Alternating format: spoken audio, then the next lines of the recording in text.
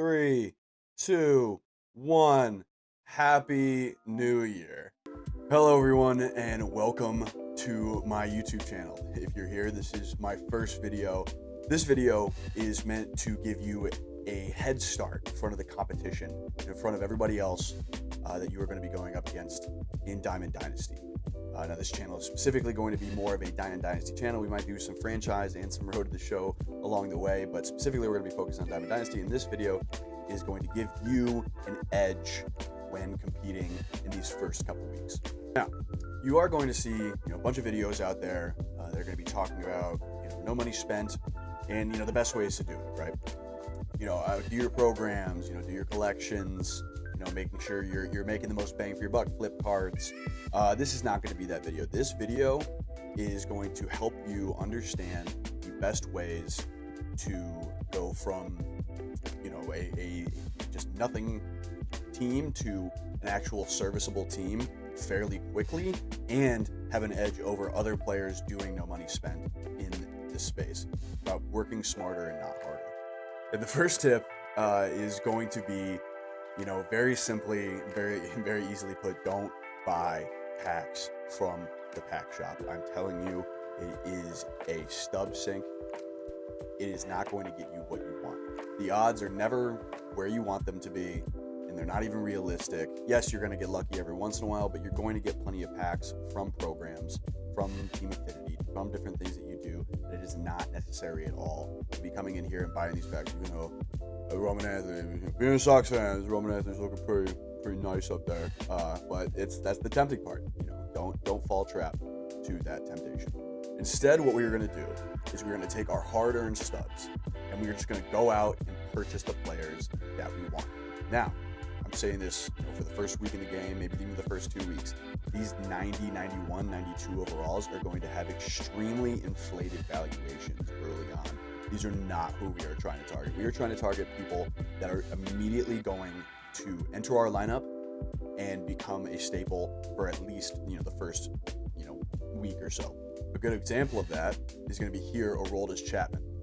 He's a fantastic lefty reliever in the pen, and it's going to get you closer to that Red Sox collection as opposed to just buying a random player or getting a random WBC card out of a pack that may help you somewhere down the road. Not only is he already going to contribute within your bullpen being a lefty reliever, he is going to help you get closer to that Red Sox collection and ultimately to the complete live series collection. And that is going to bring me to my next tip. Tip number 2, your first collection, the first thing you should be focusing on is the live series collection. Not only on the upper end are you going to be getting guys like Troy Tulowitzki, Albert Pujols, and Felix, you're also going to be working towards some of these low 90 overalls that are going to be staples in your lineup for at least the first month, if not the first month and a half. And then when you get into the individual team collections, you can find guys like this Andrew McCutchen card right here. He is going to rake. He has a fantastic swing every single year. He is going to destroy both righties and lefties. And to get him, you also have to collect this Paul Skeens card. So not only can you spend your hard-earned stubs to get this Paul Skeens card, you just have to collect a bunch of golds after him, and then you have McCutchen. That's a primo arm and a primo bat immediately, within the first couple weeks of the game. Me personally, I'm going to be starting with the Red Sox collection. No bias here, but this Fred Lynn card is going to be a demon early game. Super high contact numbers are going to be extremely competitive against pitchers that are going to have these low 80s, maybe even 70s hits per 9. And power's great. 66, 60 power is absolutely serviceable in the outfield, and it's going to make him a great card. Not to mention, to collect him, I have to come down and get Crochet. I have to get Aroldis Chapman. They're not going to be super expensive, but I'm going to get a great lefty arm in the rotation and a great lefty arm in the bullpen just by completing this collection. So take a look through the Live Series collection and figure out which cards you think are going to make an immediate impact on your team and is going to be an upgrade from the randomly grinded cards that you're going to be getting from No Money Spent. Tip number 4 is Identify which guy's swings you like the best. Now, if you've been playing MLB Show for a while, you have a bunch of guys that you have used, bunch of cards you have used that have, had better outputs than what their stats should be telling you. That generally means that you like their swing, or you just vibe with that card, you're more confident with that card. Target those cards first. For example, in the World Baseball Classic Pool B program, you can get this free Bryce Harper card just from grinding the game, and Bryce Harper has always had a fantastic lefty swing. He's a guy that you can stick at first base and kind of forget about for the next, first couple weeks for a no money spent team. Within the World Baseball Classic Pool C program, you have guys like Travis Bazzana and Masataka Yoshida, both having fantastic lefty swings again, but they are going to be great additions to your lineup, and they're going to play way, way above their stats. Like, you have guys like Masa, who's only going to have 55 power against lefties.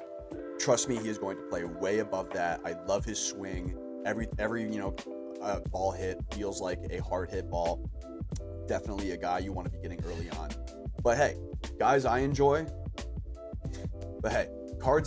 early on may not be cards that you vibe with. Maybe you don't like their swing. Maybe, for whatever reason, you struggle with them. You lack confidence with them. Find which cards are going to work for you early on, because those are going to be the ones that are going to carry you to wins when everyone's overall is, high 80s and low 90s. And finally, for tip number 5, be smart about the way you grind for these cards. For example, on day 1, we already have 1, 2, 3, 4, 5 different programs to be grinding, other than the starter program, obviously, which should take you, 20 minutes, 30 minutes. So what do I mean when I say grind smart? Well, if you're like me, I go to school full time. I don't have an unlimited amount of hours in the day. I can't be playing this game every day, for 8 hours a day. I have to find ways to grind quicker than everybody else in my allotted time. So an example of what I would do was I would go into one of these programs, like Classic Pool A, do enough moments to get me some of the preliminary cards within this program, plug them into my Diamond Dynasty lineup, and then go into Conquest or mini seasons and grind that out so I get the PXP. Now, I'm not just doing that for this Classic Pool A program. I'm completing the moments here, but I'm also going to be completing the moments in Pool B to get these first couple hitters. And then in Pool C and in Pool D until I have a pretty good team already lined up that I can grind on each one of their cards. There's not a card coming up to take an at bat that is not going to get me PXP towards one of these programs. Effectively, what I'm saying with this tip is when you are grinding out specific PXP programs, ensure every single person within your lineup is used, to gain progress in something.